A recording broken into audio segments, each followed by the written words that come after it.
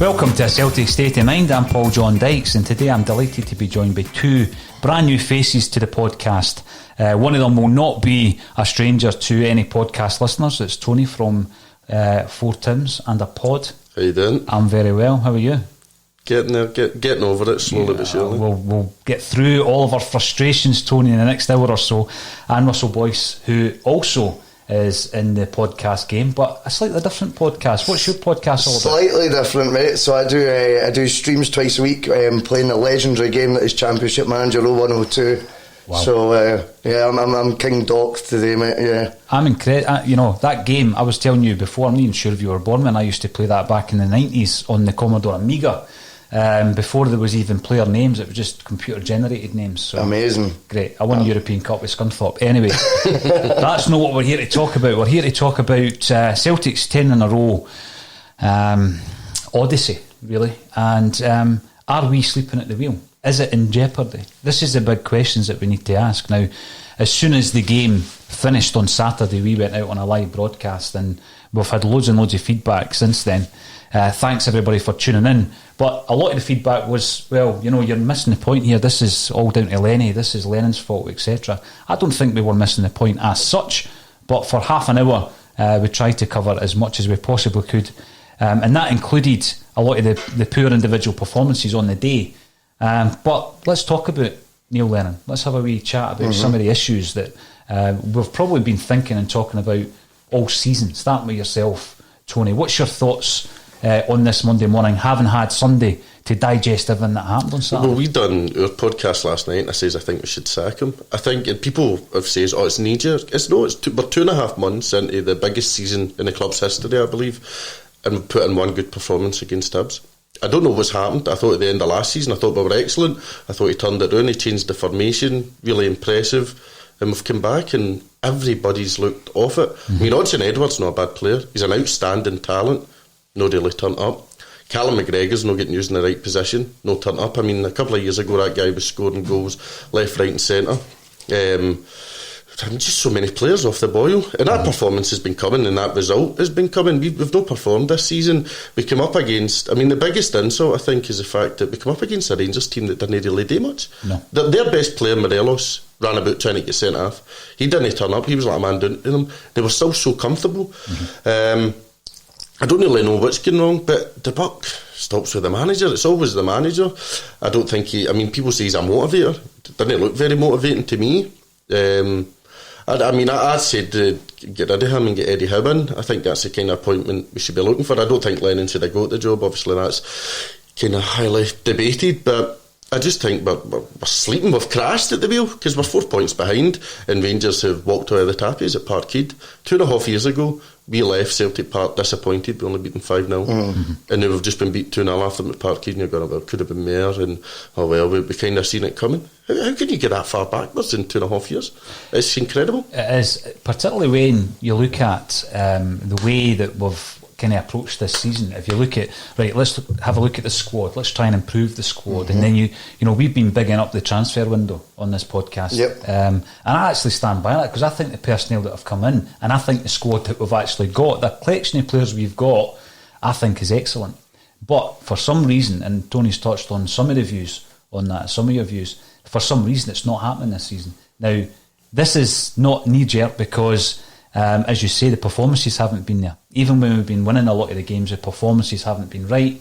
What's your take on the reaction of the Celtic fans? Because we're constantly told, and sometimes it just becomes platitudinous, like, keep the faith. All right, keep the faith. And then, as you say, you're asleep at the wheel and we don't win the league. You know, drastic action, a lot of people are calling for drastic action. I'm I'm going to be critical when I go through the game of Neil Lennon, as I was after the Ferencváros game. People might say, oh, you're only critical when we get beat. I think I'm critical every time we have a bad performance. Yep. But more people tune in and more people get involved when we get beat, and that's understandable as well. What's your take on the current situation? Is it a good idea to make a change so early in the season? I'd be reluctant to sack the manager at this stage of the season. I just think it leaves us more uncertainty. But what I would say is, and what really, really worries me is, I don't feel that anyone was particularly surprised at full time that result occurred and that performance happened. I certainly, well, I can speak for myself, I definitely wasn't, and the views that I've had of a lot of other fans have been that they weren't that surprised. We felt that we'd seen this coming. So as much as we're sleeping behind the wheel, it's almost worse if we're aware that we're in decline and nothing's getting done about it. Whether that means getting rid of the manager or not is a step too far, I don't know. But I definitely am concerned that we all seem to, we almost expect it. I wasn't in shock that performance came in. And I don't think this season, like Tony says, I don't think this season we've been playing well at all. And Rangers did not play out of second gear. No. They were not out of second gear in Saturday, and that is a real cause for concern. And like I said to you off air, I mean, my worry is if we're not surprised that the results happened, tell me the players weren't seeing this coming as well. Because there was real apathy out there. There was real apathy. This is a frustration. Before we came on, we were talking about, for example, the difference between, and this goes back to me mentioning the fact that I rate the squad, I rate the players we've got. Yep. Scott Arfield, Olivier Encham. Who's the best player? Well, we all know who's the best player technically, right? You look at that game on Saturday, Arfield comes off the park. I don't rate him as a footballer. He's a journeyman. He comes off the park. He's in the winning team, by the way. He's played better than Encham. Yep. He's dripping with sweat. And then you look at Encham, he strolls off that park with hardly a bead of sweat on his brow. And I rate him highly, and I stand up for him. And before the game, they predicted 11. Encham's in my 11. Yep. So, I'm now looking at the situation. I'm looking at changes. I tend to agree with yourself. I think the wheels would come off if we were to make as drastic a change as the gaffer. But there's changes in personnel that perhaps Neil Lennon's been too loyal to certain players, and it needs to change. You're looking at this season. So when we look at the performances, we've seen it coming, like you're saying, Tony. A draw at Rugby Park, which was woeful. It was woeful that day. We've scraped past Dundee United, St Mirren, Riga, St Johnstone and Sarajevo. The 3-2-1 at Livingston, it could have ended up as a 3-3. Actually, when you look at that missed header at the end. And convincing wins, I say convincing wins, not brilliant performances, against Hamilton, Reykjavik, Motherwell, Ross County and Hibs. The only one I'm really happy with is probably the Hibs. Yep. The Hibs game. Motherwell, we only got the result there because they actually changed it at half-time and started playing with a striker up front. So we did see that the signs were there.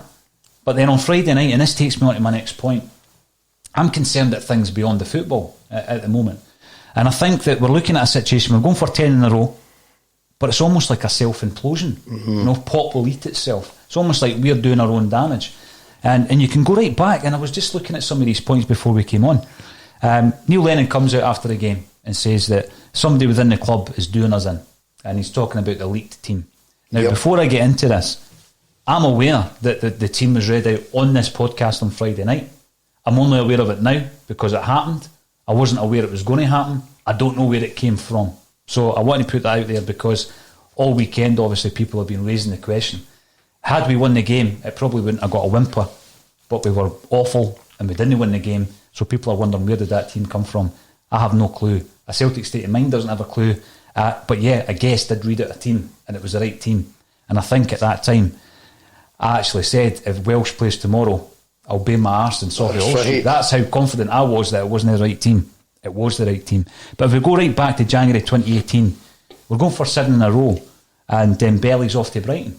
That was the rumour around about that time, and Brighton did want to sell him. So our best asset, possibly going to the English League, and that was a sign of things to come. We're going for 8 in a row in September of the same year, and it's Rodgers to China, and we know that that's a fact. That was actually happening in the background, and he tries to take Dembele with him. He promises Dembele the world. Now, just before that, you've got the famous or infamous Terminado interview with Rodgers, all about Celtic's ambition. We miss out on John McGinn, we miss out on Timothy Castagne, and then by the January, Rodgers is off skate. So this is us going for the 8. Lennon comes in, much to the chagrin of a lot of Celtic fans who weren't happy that he comes in. June 2019, and we're going for the 9. The transfer window, all the transfer targets are leaked. Remember the infamous piece of transfer paper leak? it was a garbage list as well. I know, and now the leaks are there. The leaks are there. If you go right back to June 2019, they're saying it's the same person. July 2019, Enchams in the French press saying that he wants to leave the club. This is us going for 9 in a row. 10 in a row, ball and goalie with the COVID scenario. And then, again, the leaked team. So it's almost as if we're continually shooting ourselves in the foot here. For the last 3 seasons, we've been trying our best not to win the league. We've done it in spite of a lot of bad performances. We've done it because we didn't really have that challenge. Last season, we had a challenge up to December. See the difference this season? We've actually got a challenge. We've got a team out there, and you can say what you like about the personnel. We've got a team out there who know how to beat Celtic for a start. A management team and the players, and we've actually got a real challenge on our hands now. We're now 4 points behind. People think we're 1 point behind because we've got a game in hand. Really? Yeah, is that how it works? Think like that, no. So we're 4 points behind. Changes need to be made, certainly in the personnel for Thursday night, I would suggest, and they will, because we have a couple of players back. I think Ryan Christie was a massive loss, a massive miss. So when I'm looking at Tony, I'm now concerned that, going back to a point that was made on an earlier podcast, Celtic will beat Celtic this season. I think that's been the cliche. The only team that can beat Celtic is Celtic, and we're putting up some challenge. I think we're doing it. I mean, for that point of view, I think Celtic are putting some challenge up to Celtic. We seem to do this thing where we get into a position of strength. There's this big self-destruct button, and we start rattling it, and it's mental. It's crazy. It makes no sense whatsoever. To be in such a good, promising position after winning 9 in a row, everything's positive, back to the transfer window, and then you're talking about we might not win the league. I think a lot of our fans as well are determined to shoot down the Huns at any opportunity and cut out with Sevco, and they're a new club, they're going to go bust again. It's time to scrap that and just focus on ourselves and look at, they played us after part, they beat us very easily. They're not scared of us anymore. I mean, that guy James Tavernier, their captain, we've tortured that guy. He's been parts of 5-0s, 5-1s, 4-0s a lot. Yep. You seen him walking off the park laughing with Gerrard after they beat us? I mean, what a switch. Gerrard's made them better, whether people like it or no, and I know he blew up last year, but one of my mates in the podcast says there's no Dubai this year. There's no big trip away to make an arse of it. It's just the football. I think we need to wake up quickly. I think some of our fans are just blind and just can't see that we're just not at it. You made a point about Lennon. We get beat, come out against them all, get beat off Ferencváros, or there's loads of players here that don't want to be here. Who did we sell? Exactly. Nobody. We did. So apparently now we've got a mole, and we've got loads of players that don't want to be there, and we've done nothing about it. I think it's just a deflection tactic. We were garbage, we didn't turn up, there was no fight in the team, there was no tactics. I said on our preview podcast, had to move the ball quick, and all we done was pass for Ayer to Duffy, back to Ayer, back to Duffy, who whipped the ball out of play or gave it to Alan McGregor. No style of play. No. And I says they didn't do it well, but you can see that they've got a style of play where they just bomb forward, they move the ball quicker than us. A couple of 1-2s, ball into the box, and they do that until they get success. They get 2 goals for 2 crosses. So I didn't know what your original question was. I've just found myself ranting now. I think that was always going to happen. The points you made there about the mole, and also the fact that Neil Lennon came out after the Ferencváros game, like you quite rightly said, and said that there are players who have been pushing for moves who don't want to be there now. If that is the case, and we have, I don't know how many players, because as I say, we're not the mole, we don't know where that information comes from. If there's also a mole in that dressing room, that concerns me. That concerns me a great deal for the rest of the season. Totally. We're still playing for 5 trophies this season, and the league is a priority, 100%. Now we'll look ahead to Thursday night, of course we will. It's a great glamour tie at Celtic Park. Unfortunately we won't be there against AC Milan, but you know, when you're looking at that league, for the first time in 10 years, I'm now looking at that and thinking, I'm not convinced we're going to win this. Absolutely. What do you do if you're Neil Lennon, you've got a mole in the camp, and you've got players who don't want to play for you? His words. I know, my concern as well is the fact that when he said about the players not wanting to be there, Celtic get a lot of criticism for being good at selling players.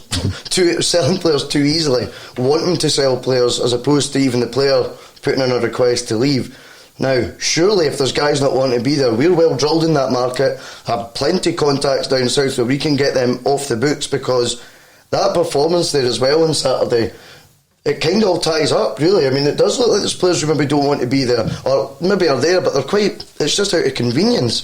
There's no drive. And like I said to you as well before we went on air, a lot of those Rangers players, whilst they might be journeymen or whatever, they're at the biggest club they'll ever play for, if you know what I mean, because are, you know, whereas a lot of Celtic players have either came from a bigger club or a bigger league, or have been already sold the move to Celtic on the back of being told, this is a stepping stone, by the way, you'll be in the shop window, you'll get a move elsewhere. So where's their urgency when on the pitch? Whereas the other guys, you look at Goldson, he's not going to go back down to the Premier League. His biggest trophy he'll win will be the SPL, and I thought that showed. He's got more hunger there to be there. I'm concerned, and I really hope that the pitch to bring in players these days isn't that, come here for a couple of years, you'll smash it in Scotland, you'll get Champions League football, perhaps, and then you'll get a bigger move out there. Where's their drive then on that Saturday morning to play in the Old Firm? I think you're right, and I do think that's... Oh, you've just said Old Firm. Sorry. The comments will be gone mental. Oh my God. I know, well, I'll just remove that one. My debut. It's a podcast game, you can't say that. Debut, yes. And again, it's not as bad as leaking the team, I've got to say. But when you're looking at the platform, Celtic have used the club as a platform, as a selling point to players like Dembele, Edouard. We know this, right? Whether or not it was discussed with, as far back as Van Dijk, I'm not too sure. But it certainly is with Dembele. He knew that he was in. It was one of the reasons he came. Let's be honest. It's one of the reasons he came. Well, there's the famous quote, though, with Lenny, apparently, with Van Dijk, where he'd said, enjoy it while you're here, son, you'll not be here for long. That's what he said to him, apparently, the first week of training. I think you're right. You made the point earlier there about, the amount of people who make a career out of writing blogs about Castori and... the troubles over there. I can't stand it. We need to look after what we're doing. We need to look after our own backyard. I find it just utterly mystifying. I couldn't care less about Rangers, who Rangers kits are. I don't care who's in charge of them. I don't care about five-way agreements. I don't care about Resolution 12. I know guys have put in a lot of work to this. I think we really need to that these things are done. Need to go over it and need to focus on Celtic. It's all about Celtic and winning 10 in a row. If we win 10 in a row, all that stuff will not matter. Who cares? Well, Rangers will be done. If we win 10 in a row, then we kick on for a position of strength again. I think, blogs about just nonsense, just garbage, and I know people buy in. I seen a thing on Facebook, at least we Morelos did the score against us. I'm thinking, who cares? Who cares? I mean, I would rather Morelos scored a hat-trick, we won 4-3. Absolutely. It's irrelevant. I think the main thing is always Celtic, and at the minute it's just Bulletin.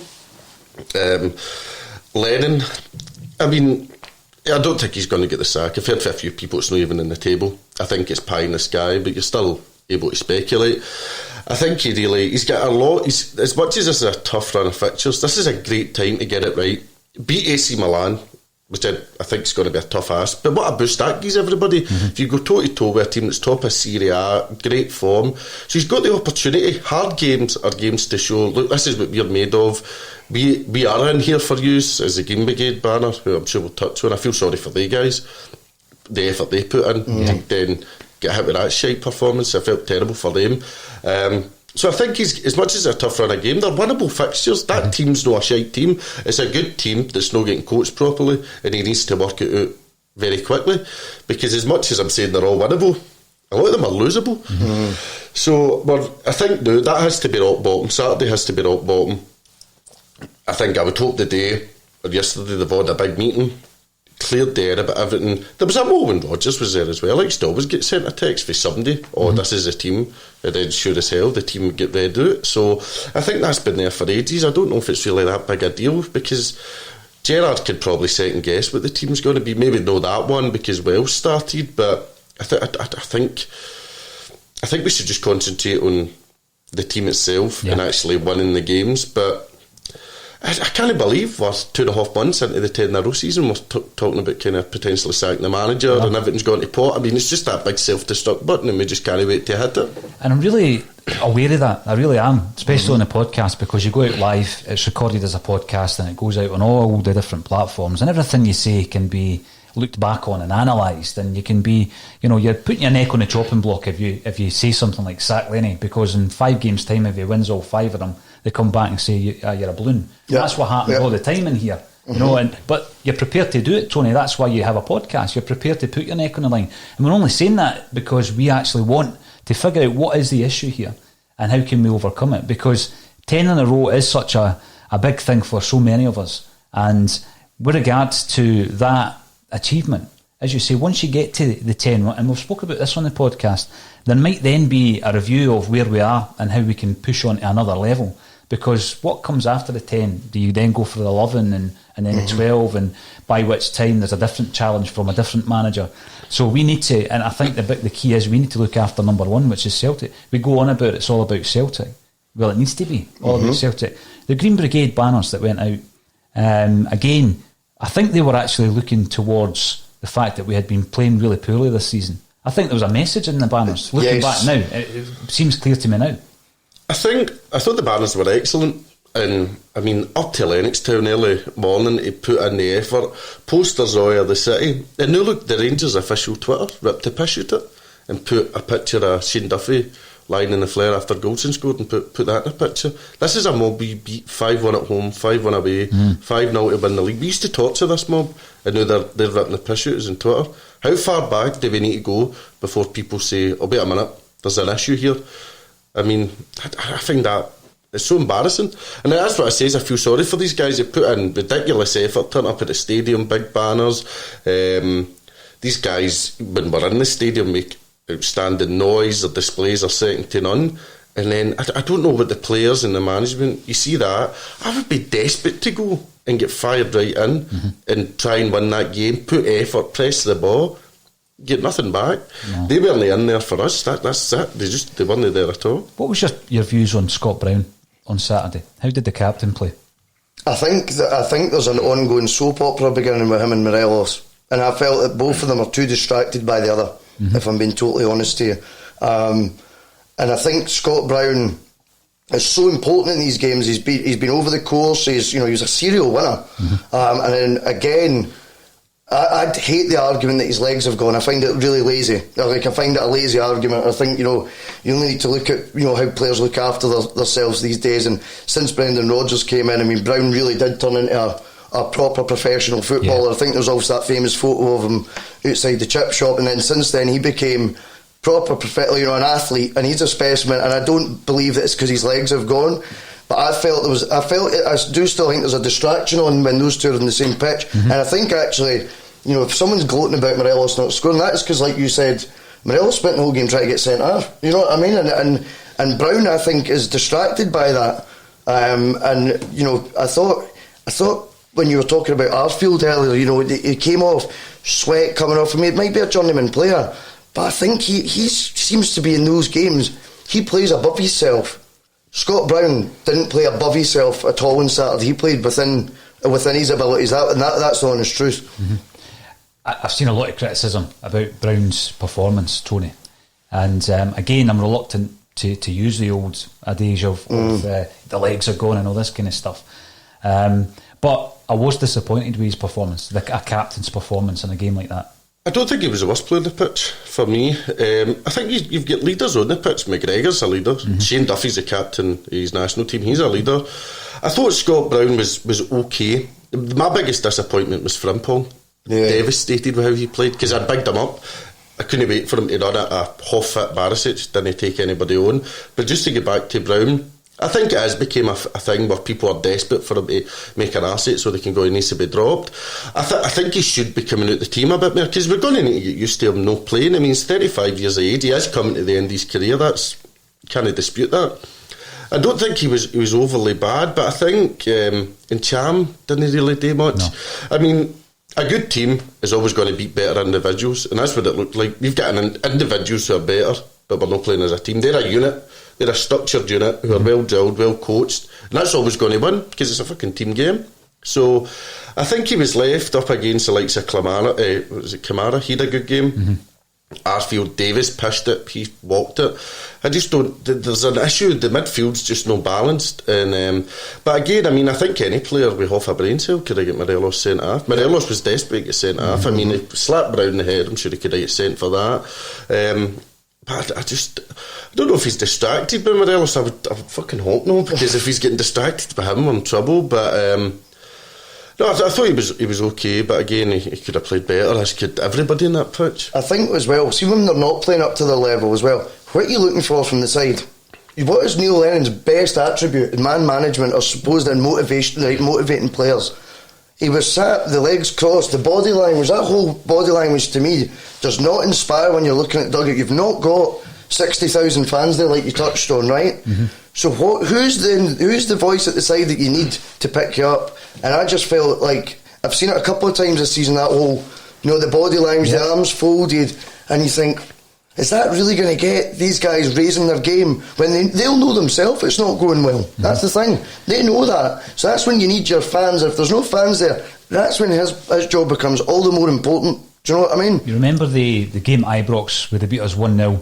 Again, Morelos was part of the shenanigans that day, part of the drama, because he got away with murder. Rodgers' last game is against him. It was. And talking about body language, remember Rodgers when we were 1-0 down? And he wasn't animated, and he wasn't communicating, and he was just sitting there taking it. And you remember watching his body language that day and thinking something's changed there. And so it came to pass that something had changed because he was engineering a move out of the club. I don't think that's the case with Lenny, but I am concerned sometimes when I look over there, because that is what you're looking at. You're looking for quite a few things for Neil Lennon, and I think the two biggest games of this season, he's got it wrong. Ferencvaros and Rangers. Now, people go on, and Jim Moore made a brilliant point last week actually about, well, I think he picked the right team against Ferencvaros. However, I disagree with that, and I think that when you've got four strikers, and at that time, we certainly, anybody who's on the bench is fit enough, and you're going to speak to us about match fitness in just a few moments as well, but I think the lineup was wrong, as was the formation and the shape.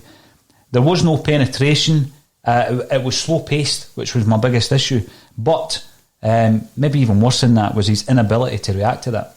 So when you're looking at the substitutes, Rogic and Griff come on at 67 minutes, we're 2-0 down. Ajeti comes on at 56 minutes, we're 2-0 down. Turnbull and Taylor come on, strangely, at 84 minutes when we're 2-0 down. And I just think that that's one of his biggest failures, is to be able to actually see this isn't working. The game after Ferencvaros, he lined up with the same lineup, didn't he, against Motherwell? At half time it's nothing each, and we're still bad. That's kind of been airbrushed out of the books because we had a good second half performance, but he changed it at half time, which isn't his normal MO.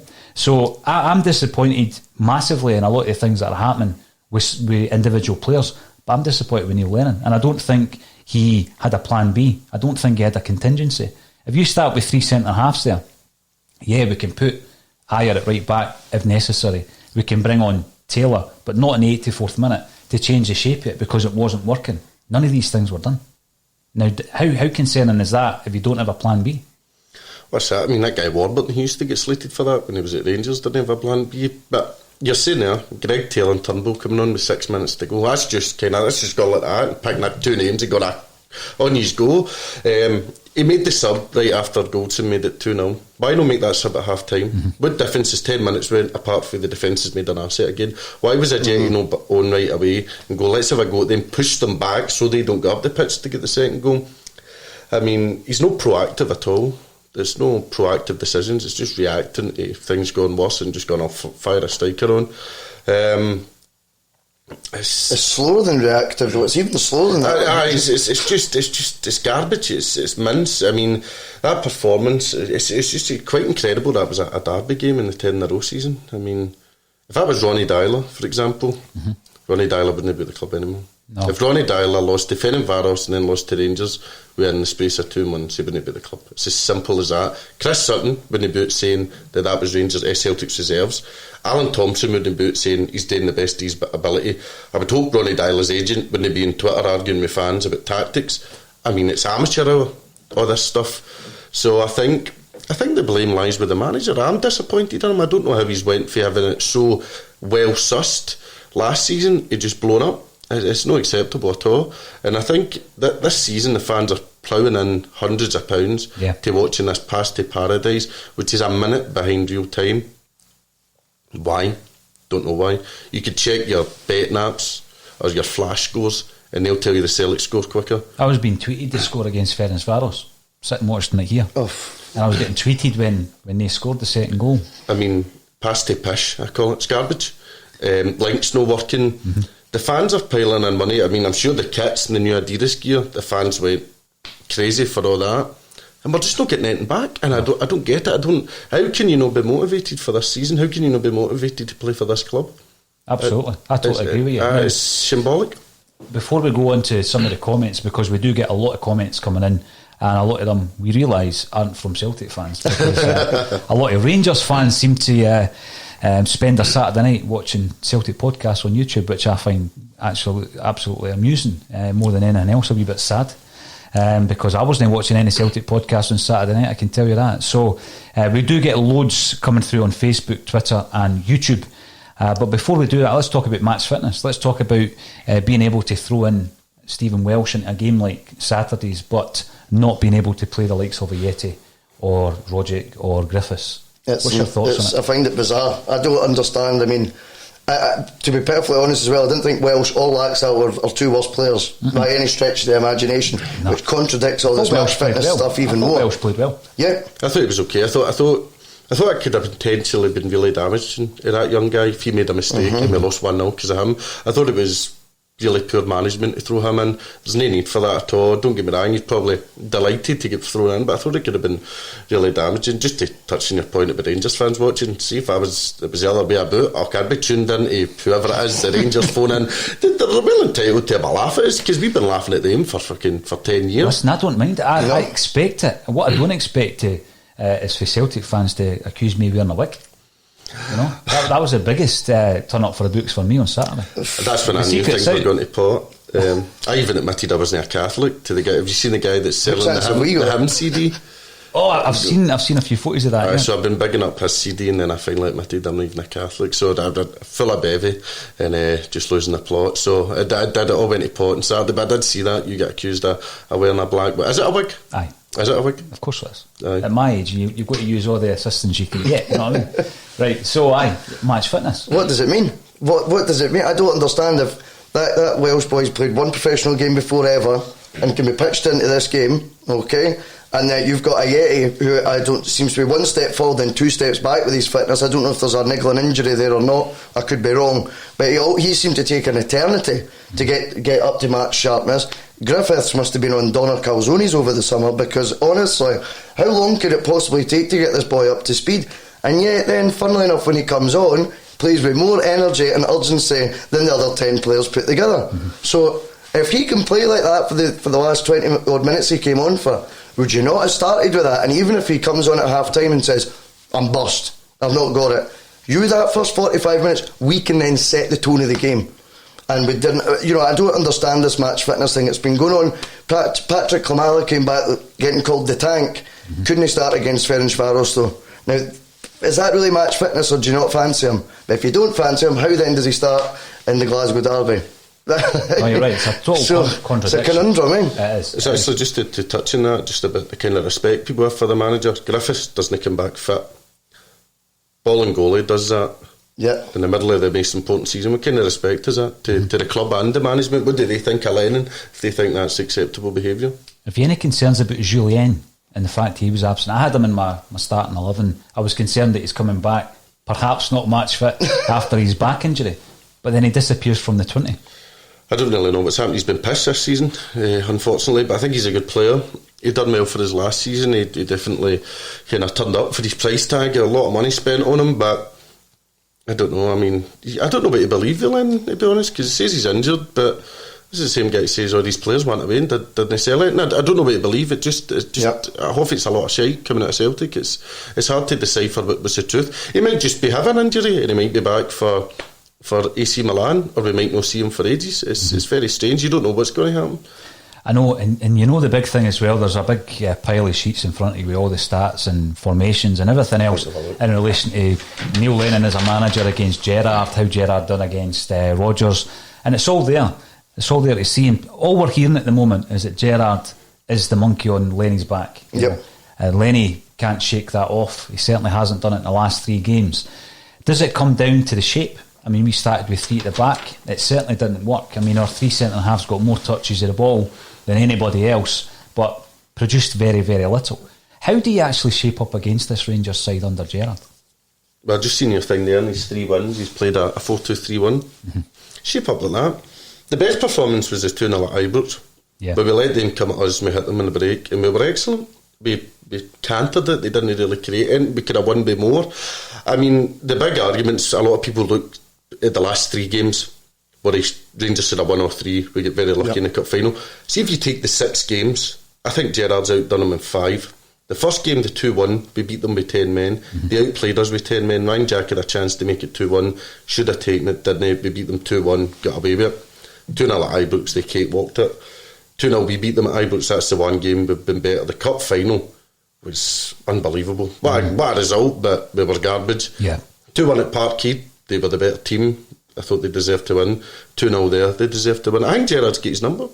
And I don't think Gerrard's an outstanding coach. When you look at Jack Ross, knew how to work out Gerrard.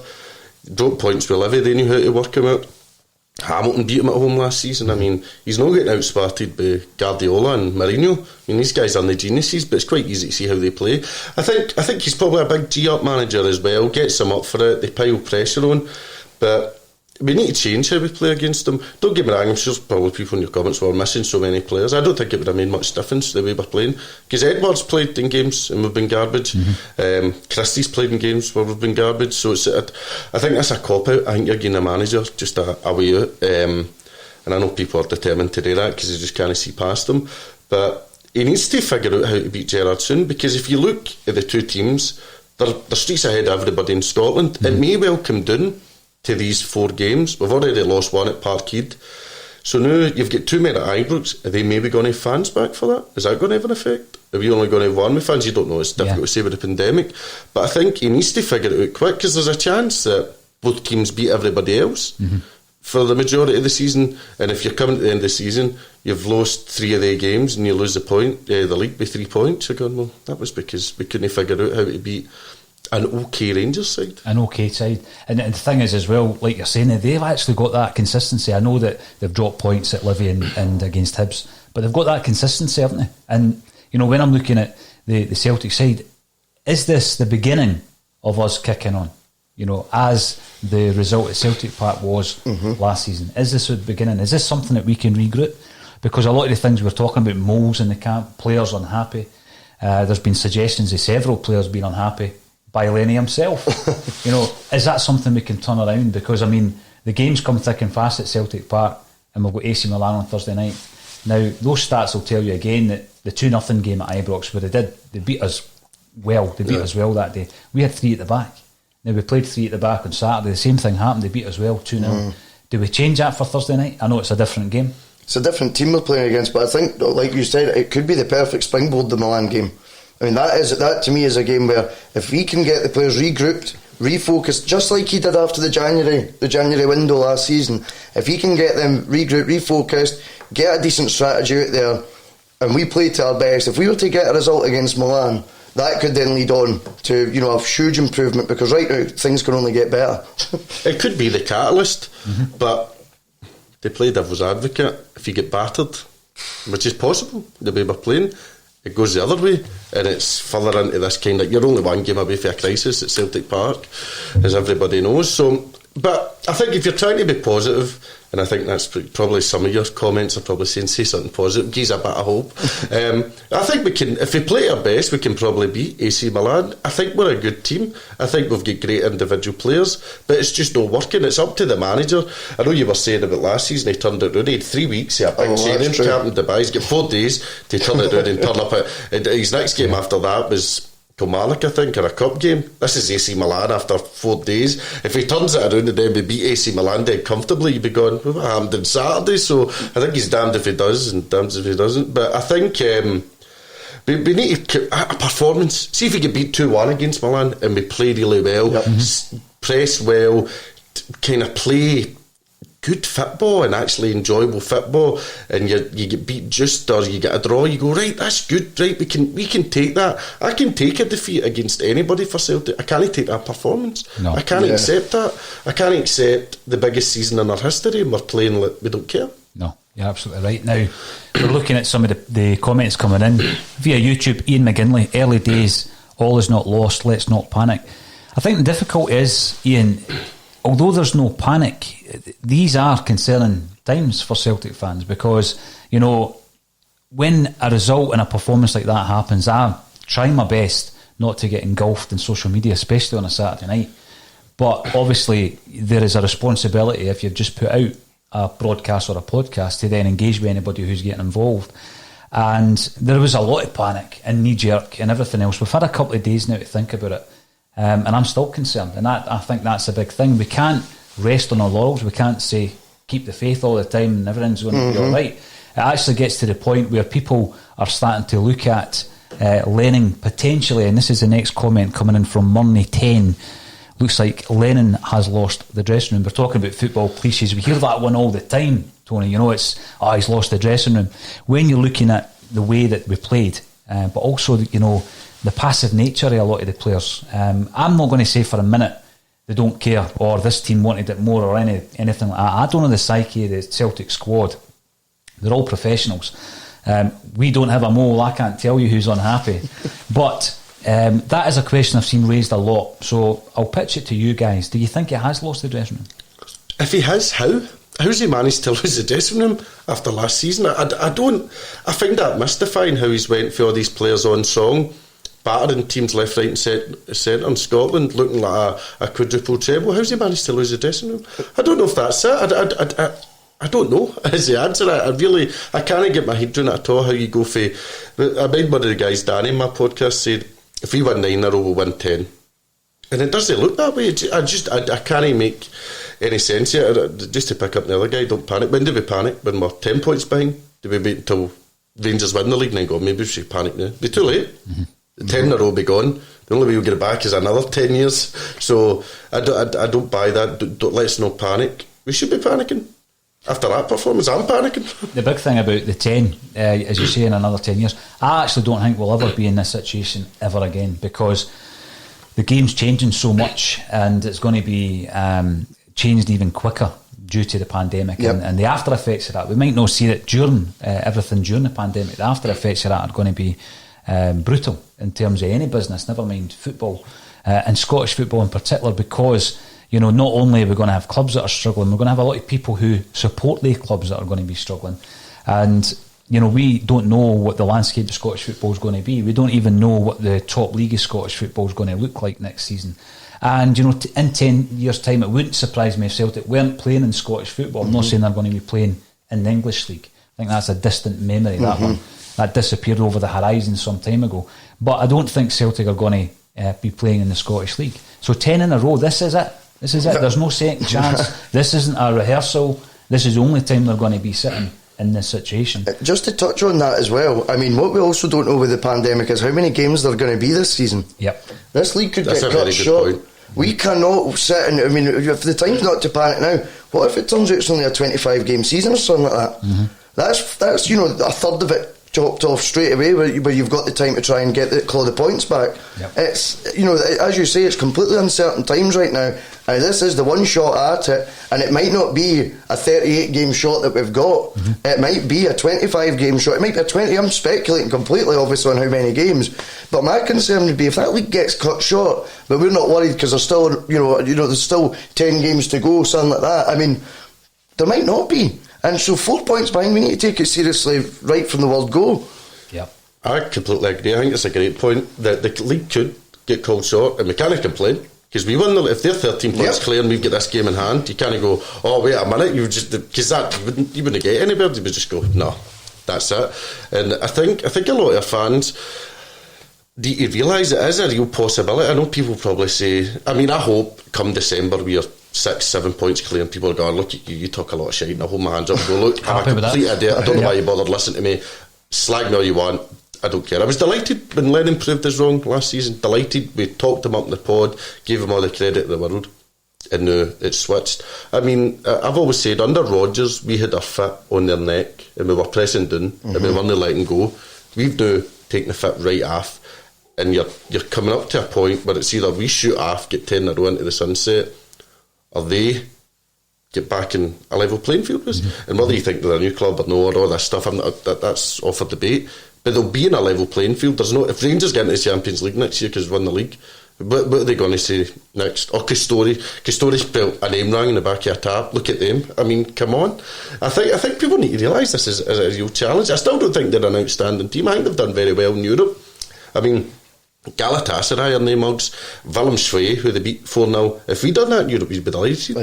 We'd be so pleased with that. So I think we've still got the players to win this league. No two ways about it. We've still got a manager who knows how to win a league. But they need to wake up quickly. I think they need a meeting. I hope they've had a meeting where they've kind of got everything out there and say, look, see if you know, this is what we're going to do. We need to kick on, start with Milan, might not win the game, put in a performance, up to Petodi, great game for a performance, go up there, beat them, a usual kind of top 3, top 4 side, and kick on. Just don't get me wrong, Rangers probably can drop points somewhere else, and they've done it this season already. They're playing a team they've already dropped points against. Don't get me wrong, it's at Ibrox as opposed to Livy's Pitch. So I think Odson Edward, I said if we kept him we'd win 10 in a row. No, that's version him, because I know he's been garbage. But once you get these guys back fit and firing, and kind of, he needs to figure it out very quickly. And if he does, we'll be okay. Celtic will be okay if we sort this quickly. But I don't know where this loss to Dressman comes from. I mean, he had a good transfer market as well. These are new players in the club that only know Lenny as manager, you know? And it's like, I don't understand how, having worked with him for such a short period of time, he could possibly have somehow done something to lose them. That really does worry me. It concerns me. I mean, the talk was all about Ryan Christie and that as well, wasn't it? About how he was pushing for a move. And again, speculation, you try not to feed into it, because particularly before a Rangers game, you know that there's plenty in the mainstream media who are creating stories just to try and have that issue created before the ball's kicked. But the argument I always came back with Christie, even if he's not happy, you look at what he's doing in terms of a creative force in that Celtic team. I know he loses the ball a lot. I know he sometimes goes for the box office shot for 30 yards or cross, but he creates. And the reason he creates is because he takes the risks. He takes the risks to try to play a defence splitting pass. I seen none of that on Saturday. Well, who was our creative force that you'd be looking for as an outlet? It was Frimpong.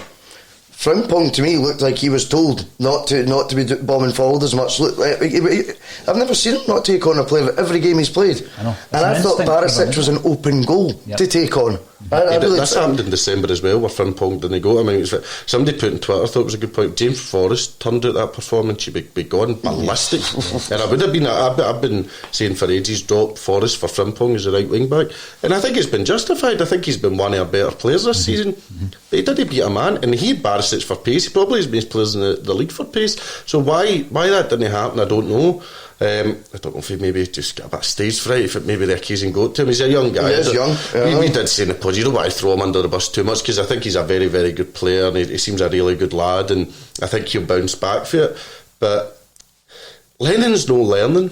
That's 3 games in the space of 10 months against him, where Gerrard's turned out and out-fought him, out-tacticked him, and obviously the cup final, we get lucky. The other 2 games he's won at Parkhead quite comfortably. That's the first time since 1997 they've beat us back-to-back at Celtic Park. Walter Smith was the last to do it. I was 1 year old. I know I look rough. People probably got, so you fucking off. But I was only 1 the last time that happened. I mean, I just find it, it's crazy we went for the Dunes. I mean, they used to be, how many did we get today? 3 by half-time. And then it was anything you wanted. 5-0 up after 54 minutes. 54 minutes, you're 5-0 up, you're going, this is it, we're going to get the record score against them. Full-time whistle goes, you go, it was great, but could have been more, but that chance should have been at least 7. Rogic said the chance for 6, and you go, well, at least we get to play them again. We've scored 2 goals into them once, I think, since Lenny's come back. It's been tight. It's been very tight. You made a point actually before we came on, if we go back to March and we've got our tickets for Ibrox, going into that game, confidence was high. Do we have a better group of players than we did back then, after that transfer window? Absolutely, because we didn't lose anyone. But then, do we have a better team? That's the point you're making, Tony. That's a concern for me. And we're a couple of months into the season. It's not as though they've not had time to gel. But I think as well, see when like you're talking about Christie, and I couldn't agree more. I like the fact he shoots on sight at times, because at least it creates an urgency with the team. He's always forward thinking, he's always playing on the half turn.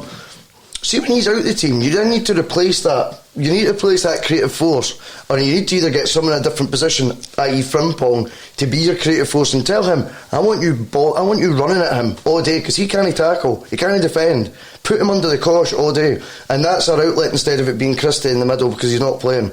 Or you look at your personnel who aren't in the starting lineup, and you think the one name you think of who'll put in a shot from anywhere is Lee Griffiths, but he just cannot get fit apparently. I just don't get it, and I know I've went on about it already, but for me, you need to replace, if Christie's not in the team, you need someone who's going to be having pings at goal, putting the goalkeeper under pressure.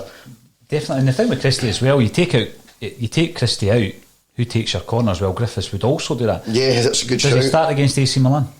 I think I would definitely start him against AC Milan. I thought his performance as well showed that real hunger, that desire that was missing from a lot of the other players, and they could all learn a bit from him. I think it's time he gets rewarded with a start, I really do. I'm not going to put you on the spot right now, Tony, but have a think about your lineup for Thursday, because it's an interesting game at the best of times, but then after Saturday, and you're looking at different things, such as Welsh goes in, thought he did well. There was certainly 3 interceptions that he won in the box that were very, very good and important defensive interceptions. You take him out against Thursday, what does that do for him and his confidence? Yep. So there's loads of things to think about. I'll run through some of the comments coming in whilst you have a think about it. Gary Doonan, welcome back, and you're commenting on YouTube. Eddie Howe, Jesus, a man who has won 4 trophies in 14 months and heading for another treble. Points total in league is exactly the same as it was at this stage last season. On that point that Gary makes, I've written here, and we've already spoke about it, has Lenny lost the dressing room? Has he lost the fan base? What do you think the split is? I don't think he ever really had it. I don't think a lot of people wanted him to get the job when he got it, and I think people have always been sceptical since. I mean, I take the point, Eddie Howe, wow, this is a guy, people say he's sacked with Bournemouth. Your manager's been sacked by Hibs in Bolton. So, and again, it's the same points tally as last year. That means nothing, because Rangers are 4 points ahead. The performances haven't been as good as last year. Last year I thought up until Christmas I didn't panic as much, because I thought we were churning out good performances and players were playing well. And I take the point, he's won the trophies and that, but what I'm saying is if he keeps this up, he's not going to win the trophies. I don't see how people kind of see that at the minute. I think he's losing the fan base. I think if you take to social media, which can be a bit of an echo chamber depending who you kind of follow on your accounts, I think most people think it's time for a change. I certainly do. I said it. I would get Eddie Howe in. I think he would be good to take his forward after this season. I think that's a big thing as well. After this season, I've said before, we need to decide what we are as a club. Do we just want to beat Rangers forever and sometimes get into Europe and get beat off Copenhagen and Cluj and Malmo and Molde, or do we want to get back to the Anil era where we're getting into Europe and going, let's have a crack at this? Because that Europa League last year, I know I'm kind of getting back, Lennon didn't learn for Cluj, and it happened again with Copenhagen. That tournament was there to be got at. That tournament was there to arguably be won, I think, that Europa League. And I thought we made an arse of it. That's what I'm saying with the fact he doesn't learn. Then again, so the 3 Rangers games he's not learned, the 3 European qualifiers, Cluj, Copenhagen, Ferencváros, we're not learning. We're playing silly things. McGregor at left back against Cluj. Then we had Christie up front against Ferencváros, 2 strikers, 45 minutes each, I said. Give them a pass. Nice. So simple. Yep. I'm losing faith at an alarming rate, and people say keep the faith. That's just that. No, but that reminds me. That's the kind of we are the people that the Huns used to hit out. But see, when things were going, don't worry, we are the people. And for 9 years they get nowhere. See the day we start doing that and buying into rubbish like that. We've had it, but I think we need to be realistic. I think that's one thing we must be, is realistic and just say this isn't good enough. Either change it or change the manager. Because the thing is, I have ran the race. I have kept the faith. You know, you've got to run the race, and I've not run it yet. We're only at the very, very beginning. That's me just quoting the Bible, didn't worry about it. Gary Doonan, 96-97 season was the last time they lost 2 home league games in a row to them. But that's interesting, because what age were you then? That's what I said. 97-1. I was 1 year old. No, that just makes me feel even older than I am. But going back to the following season, after the one that Gary quotes, 97-98, the Wim Jansen season. Yes. There was a moment in there, if I'm looking for any kind of positive, there was a moment in that season where it was turned around, and having spoken to a couple of the the players in that side. It was when there was a training ground bust-up between Tosh McKinlay and Henrik Larsson, which resulted in McKinlay headbutting Larsson and breaking his nose. But it brought the squad together. Yep. I think there needs to be a togetherness. Why isn't there a togetherness? Do you think when that happens that there's maybe just there's a clique of players who are creating an issue? You then start wondering, is it Lennon that they're not respecting, or like you say, the ball and goalie issue coming back, Griffiths coming back unfit? Is there a respect issue there? So maybe this result, maybe not as bad as a Larsson broken nose. I mean, I don't think McKinlay ever got over that. His Celtic career was virtually finished when he decided to headbutt Henrik. But is this the moment, like you say, where it's just like, all that nonsense about slagging off Castori and that means nothing. What we need to do is concentrate on what we've got here. We've got the players to do it. Is this the moment? Is this the time where we actually kick on? It needs to be. Because what if we go up to Pittodrie and don't win and Rangers win, and you just see them getting further and further away? I mean, this support went to Melton. In all the 9 years of trebles and laughing at Rangers and face painters and all that, what will that mean if at the end of the season Rangers lift the league? Are people going to go, it's just our first league? And people will come up with excuses. It's our first ever league, who cares? We'll be back, keep the faith. I mean, I think it's time to really wake up.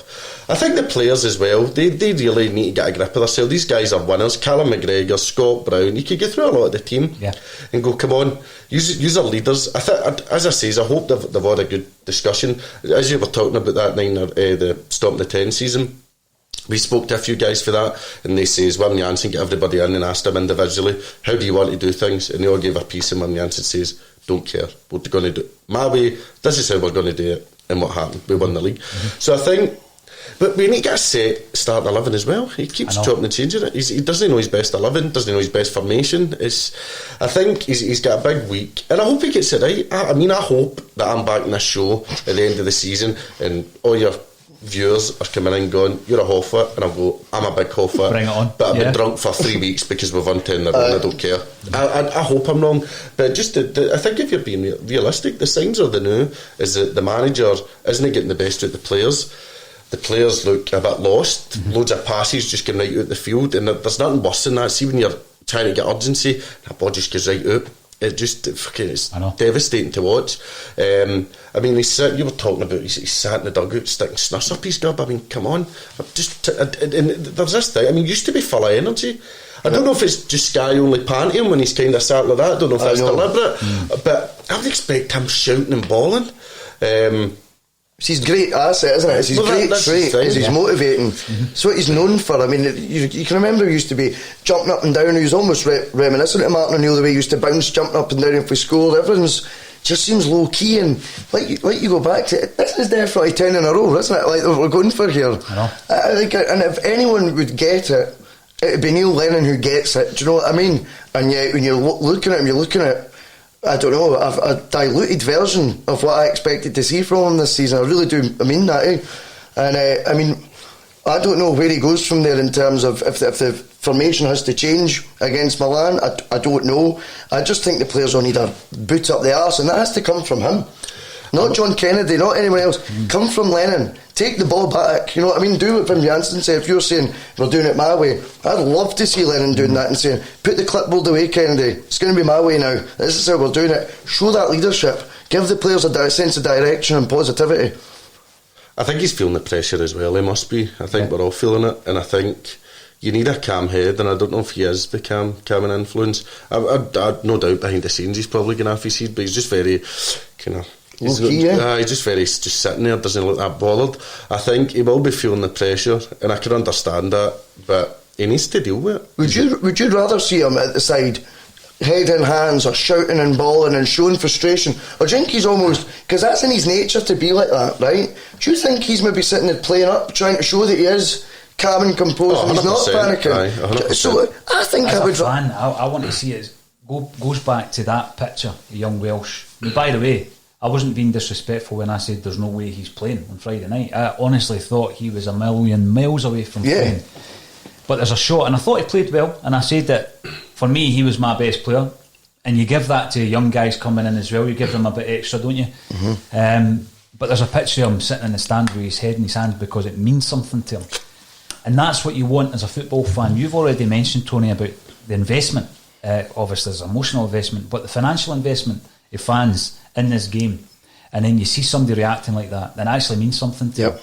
And we all know this means everything to Neil Lennon, but yeah, I would love to see a wee bit more passion, a wee bit of the thunder that he spoke about first yes, that's a great way of putting it. You want to see that in Neil Lennon, because that is why we love him, because it means as much to him as it does to us.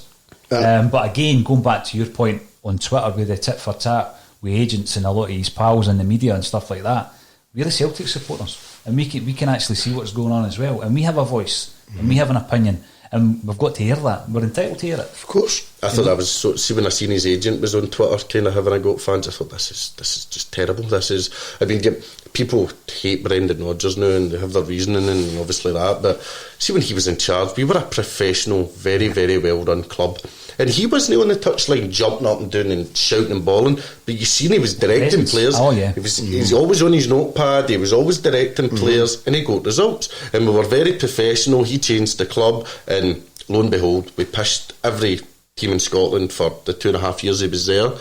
I think Lennon, I think he is definitely trying to look more reserved, but at least beyond shouting tactics, does he do tactics? Who does the tactics? What is the tactics is probably the better question.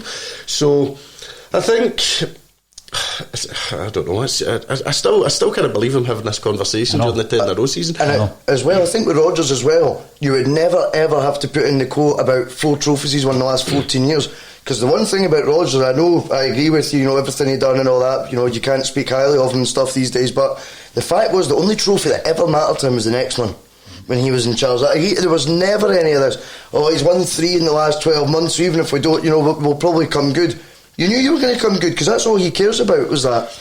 And also about him on the sidelines, there's a moment when Simunovic gets sent off at Ibrox. Rodgers is all that, and he knows Graham Murray just goes like that. To do. He knows exactly what to do, and we mocked Murray because he didn't have a clue what to do. Rodgers did know that, love him or loathe him, he had that plan in place. He even had his plan for the departure in place, for Celtic back. But he had that next move completely worked out, and that's what concerns me a wee bit when I look at, and I'm not a body language expert, but I know. I'm a football fan. I'm looking at my manager for a bit of inspiration, and I'm sure the players are as well. And I'll tell you this as well, Lennon's been given the tools this summer to do it. I mean, I can't think of a time we've not sold a key player and spent, what is it, upwards of 15 million roughly? Who's the only player we didn't get that we thought we might have got was Forster, and we know how big a difference he made to even the League Cup final. But we've spent 4.5 on Barkas. Again, I've seen a lot, in fact I heard quite a bit of criticism about Barkas on Saturday. Do you think that was something that was deserved? No, really. I mean, see when that goal went in for Goldson, I didn't right away go, it's a clanger by the goalie. Their centre half gets a free header in our 6-yard box. Right away I'm going, what kind of defending's that? I think he should save it, but I think people just, when you lose these games, everybody gets it. People come out swinging, but people just seem to have went for him. I seen Commons went for him in the media. I thought that was really unjustified. I thought against Ferencváros he should have saved the second goal. Bill Hammond makes an ass of it. The team didn't perform, so I don't think I wouldn't be pinning the game on him. It wasn't his fault. I think when you see the first goal in real time as well, it doesn't look anywhere near. My instinct was the exact same as you. When I watched the goal go in live, I thought, who was marking him? I never thought the goalie had a clanger. Then you watch all these different angles of really slowed down replays, and it just starts looking worse and worse. Watch it in real time, and that is not what your instinct would say that was the goalkeeper's fault. And I certainly didn't think it was the reason why we lost on Saturday either. I've been bigging him up. I like the fact that God, we've spoken about Rodgers a fair bit on this podcast. I think a lot of people... He's a bit of Rodgers goalie. He likes the ball at his feet. He comes out, he likes to start the play from the back. And I like that about him. And that's the thing, Foster, a great shot stopper, but he was slow. He was very slow to get the ball out. He never came for crosses. That used to drive people mental. I think the reason people are probably frustrated that we're going back to Rodgers was our last manager, and he was a brilliant Celtic manager. He's probably arguably one of our best ever managers. People may not like that, and people as well saying, that guy saying 4 trophies in the last 14 months. I mean, we were 8 points clear. Would John Kennedy have won that league? If he just said, look guys, we'll keep playing what Rodgers was doing? Possibly. Would he have won the semi-final against Aberdeen and then Hearts? I would like to think so. So I think people, don't get me wrong, this last season was great, but I think to give him all the credit for the 8-in-a-row trophies, I think it's been a wee bit silly. If he'd have come in, maybe if Rodgers would have left a couple of weeks earlier, would we be sitting talking about 10 in a row? Because that was garbage as well when he came in. A couple of more points before we get onto your AC Milan lineup, Tony. Chick Cameron, welcome to the show from Facebook, Chick. If you play two up front, you need service into the box from the wings. We never got that on Saturday. That's a good point. The reason I'm bringing it up is because Klimala started the game.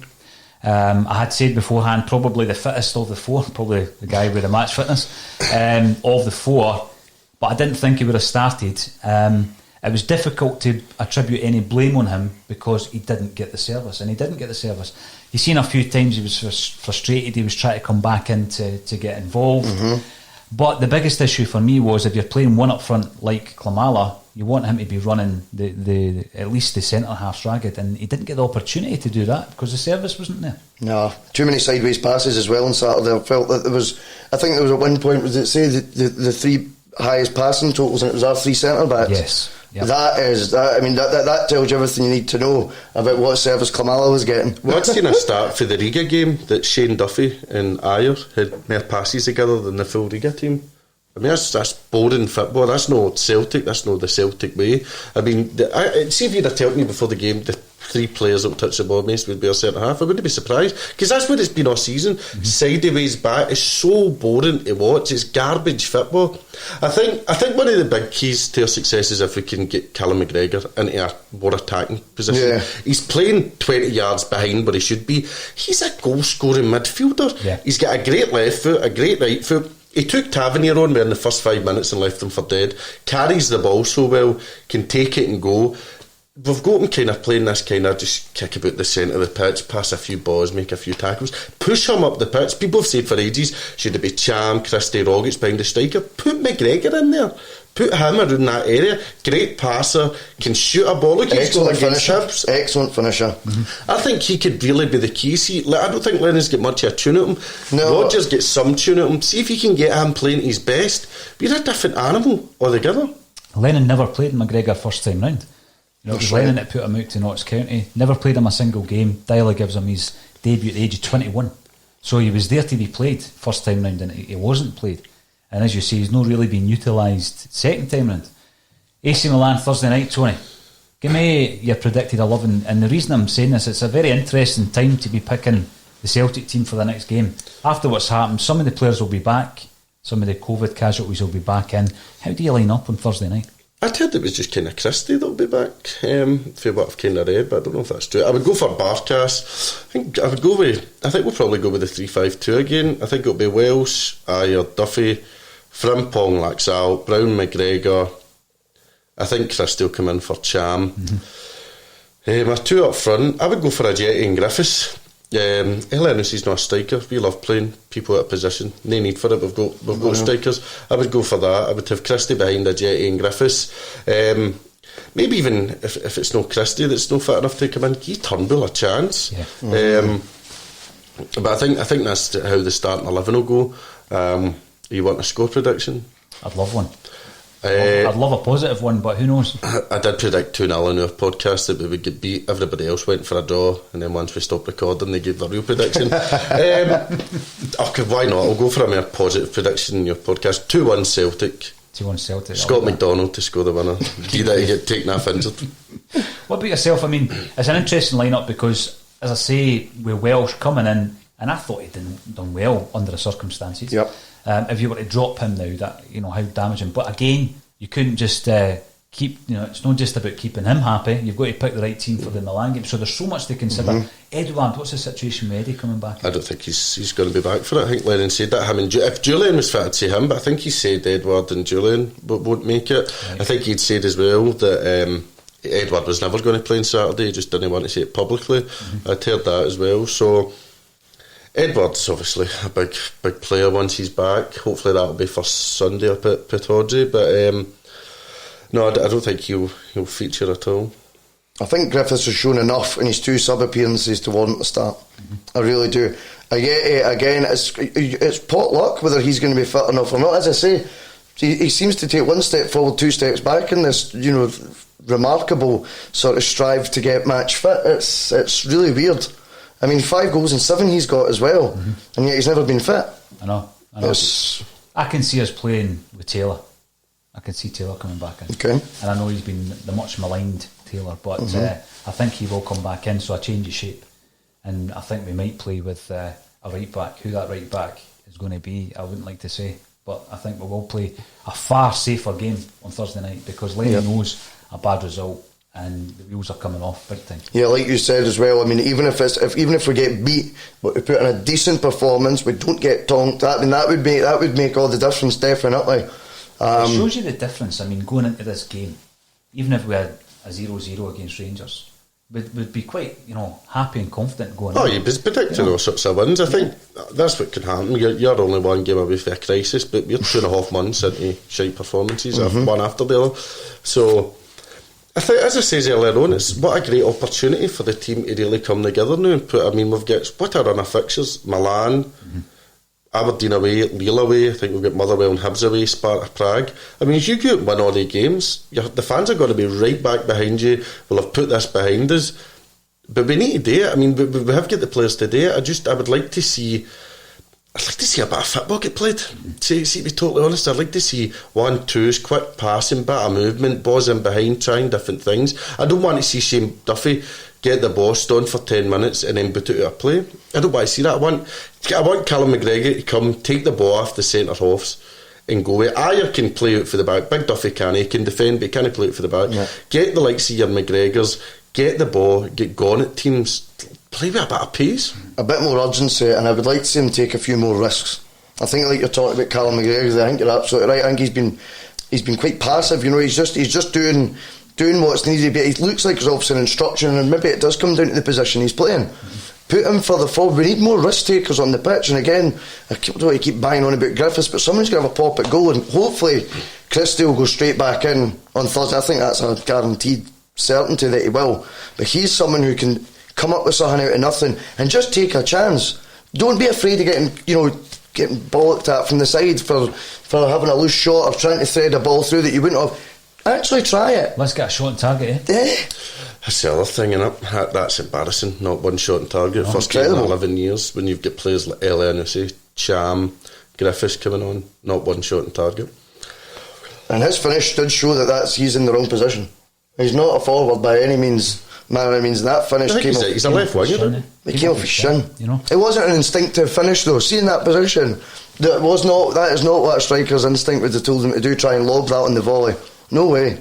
Prediction from you, Russell, Thursday night? 1-1. I'm going to stay positive, man. 1-1. I think we can get one each.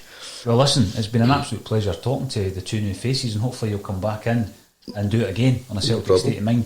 Loads and loads of comments coming through. It's been a busy show, as you can understand, and you would appreciate, because everybody wants to vent, everybody's got an opinion, and that's what the platform is all about. So thank you to everybody who's got involved on a Celtic State of Mind. We'll be back in again tomorrow at 12:30, and we've got a special guest later on in the afternoon, so we'll have a couple of bulletins. All that's left for me to say to Tony and to Russell is thanks for joining me on a Celtic State of Mind. Thanks very much. Cheers. Keep the faith.